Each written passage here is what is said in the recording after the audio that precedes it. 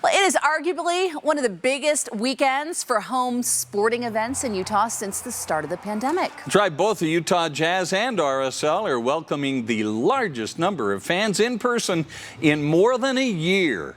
Fox 13's Lauren Steinbrecher is at Vivint Smart Home Arena tonight with how the boost in attendance is going to make a huge difference. Lauren.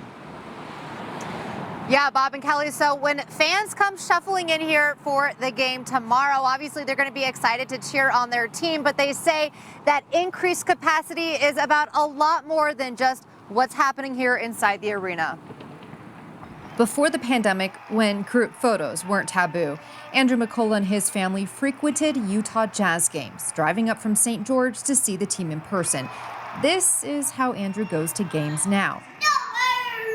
With his son shouting "Go Bear" in the living room. Adorable, yes, but not the same. But there's nothing like attending a live sporting event where you're able to kind of like be part of, I feel like you're part of the game. It feels like you're more of the, kind of Jazz community and just the camaraderie. McCullough can now look forward to that camaraderie again in 2 weeks for his first game in person in over a year, with even more good news. Yeah, we just got a 20% higher chance of getting in, right? The Utah Jazz limited home games to 5,600 fans, but now they're allowing 1,100 more into Vivint Smart Home Arena, including courtside seating for those fully vaccinated.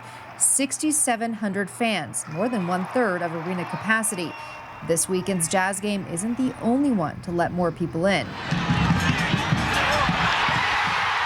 RSL is doubling from 5,000 to 10,000 seats fill, half of what Rio Tinto can hold.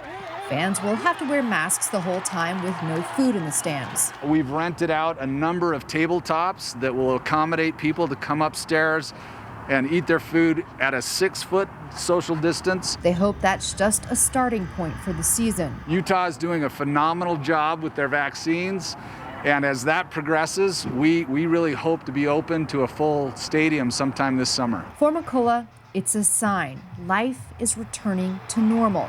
Back to the days of maskless group photos, cheering on his favorite team. Kind of a small thing when you think about like, hey, the Jazz are getting people back in the stands, but it's indicative of the larger whole, which is, hey, as a society here in Utah and across the nation, we're moving in the right direction. Obviously, there's still more to be done, but it's awesome to see. So really pumped about that.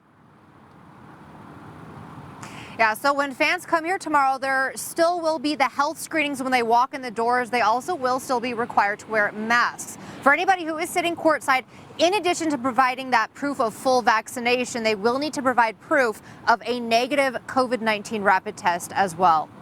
Live in Salt Lake City, Lauren Steinbrecher, Fox 13 News, Utah.